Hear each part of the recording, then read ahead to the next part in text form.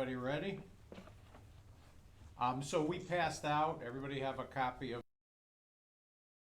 the 2023 press release. So that outlines essentially why we've asked you to come down if you're interested. I mean, I could obviously go over all of that if you need me to, but essentially what we're here today is to tell you that we have charged the former Burton police officer with 3 counts, and those counts are misconduct in office, ethnic intimidation, and assault and battery. And this all arises out of an incident that occurred on February the 1st of this year. The former officer, at the time an officer, was Detective Eric Freeman of the Burton Police Department, and he was on the off-ramp from 69 eastbound at Center Road. And at that time he was rear-ended by an individual, and then that individual who rear-ended him fled. Detective Freeman, who was on duty but in an unmarked Burton police car, followed him, called for backup. When the fleeing individual got to a residential street, he pulled into a driveway. Detective Freeman pulled in behind him, and then the fleeing individual backed his car into Detective Freeman's vehicle a second time. So there had been 2 small collisions. At that time, the 2 backup cars showed up. The fleeing individual was ordered out of his car. At some point he was put down on the ground and handcuffed. His face was down against the pavement. At that point, Detective Freeman came up to him and leaned down and said some things to him, one of which was, "You ran from the wrong individual, I'm a cop." And then he slapped him across the face and uttered the N-word. And all of this was caught on body camera and reported by other officers who were present, who recognized that this was totally inappropriate conduct. And Burton Police brought the warrant to us. We've been working on it for a couple of weeks. Part of it was interrupted by, I was fortunate to appear in front of the U.S. Supreme Court on Monday, so that was part of the delay. But here we are. The case, the charges were sworn out this morning. The former officer has been told of the charges through his attorney. We expect that he'll be turned in and arraigned at some point in the near future. That's the case. The action was intolerable. The officer did resign from his position. Chief Ross from the Burton Police Department is here next to me. He can field any employment-related questions as well that you might have. So that's the case, and we wanted you to know that we took swift and decisive action with respect to the actions of the former officer. Go ahead, questions? Yes, sir. Could you just describe the first count that you mentioned, misconduct in office, for those who aren't familiar? Yeah, misconduct in office, it's a common law offense, and the elements are that the defendant has to be a public officer. The conduct that is alleged must be in the exercise of the duties of the office.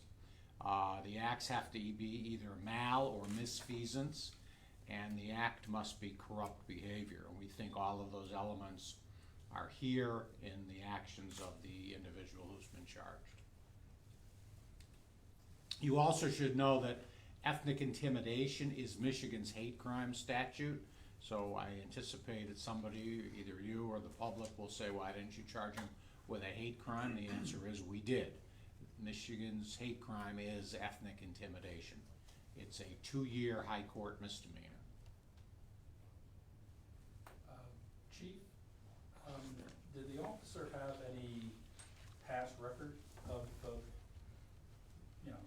this type of behavior in the past, or any other reprimands during his time? No, he was a 16-year employee, a veteran. He had some small blemishes, nothing that was of this nature. Can you describe what those blemishes were? Just like one time he didn't go out for a call. I mean, just small little hiccups. Nothing that would arise to this action or would make us think that he would be capable of doing something like this. How are you ensuring that other officers aren't in the same situation as Mr. Freeman when it comes to everything that happened with the interaction? How are you instilling, I guess, in other officers, this isn't the proper action to take? Right.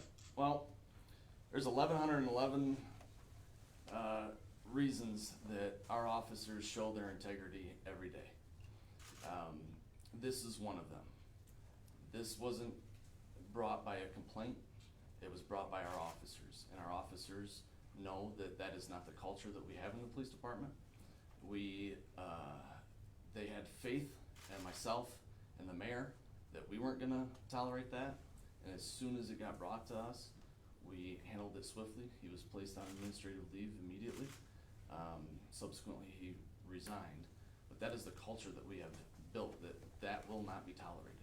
And our officers know that, and that is why we have seen that they came forward.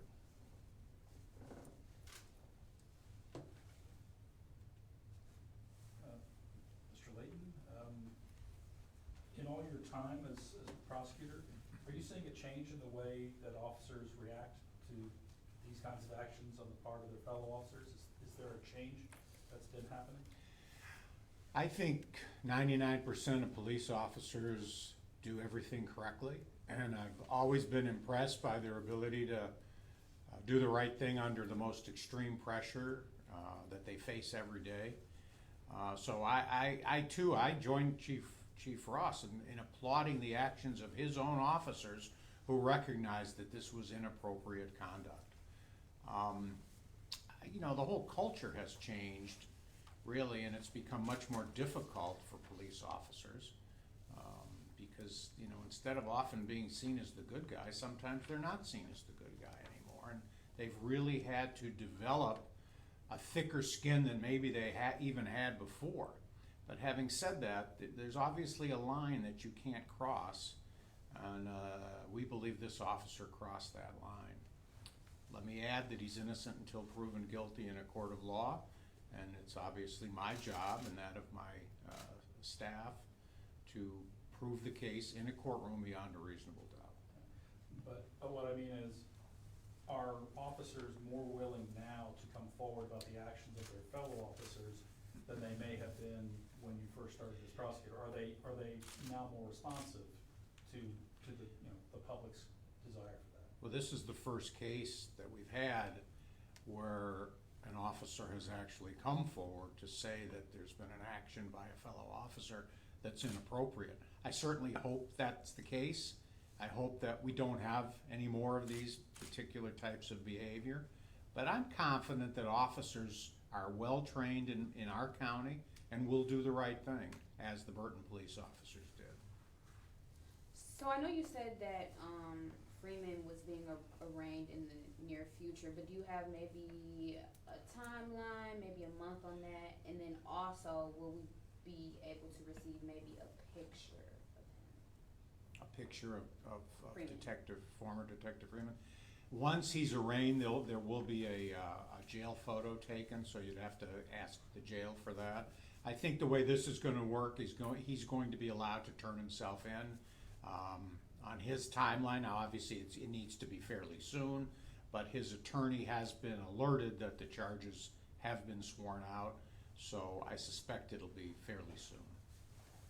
The person that was being arrested that day, as you described, was it a black man? Yes. Okay, felt safe to assume, I just wanted to. Yes, it was. Thank you. And what's his status? I guess, how is he doing? I really don't have the answer to that. I mean, he fled from a legitimate police officer. Let's start with that. When you have a collision with a police vehicle, you can't just drive away. So you have potentially a fleeing and eluding there. And I'd have to check to see if he's being charged or not, because certainly what the actions that were described meet the elements of a fleeing and eluding crime. But having said that, there's still no reason for what transpired afterwards. We good? Everybody got what they need? Okay, thank you so much. Thank you. Appreciate you coming in on fairly short notice. Thank you.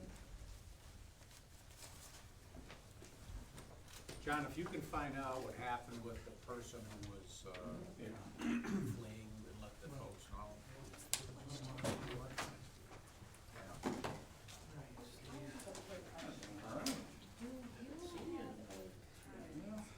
I'm doing more work from home these days. The child died, I guess, you have a comment on, It's the benefits of being an old man.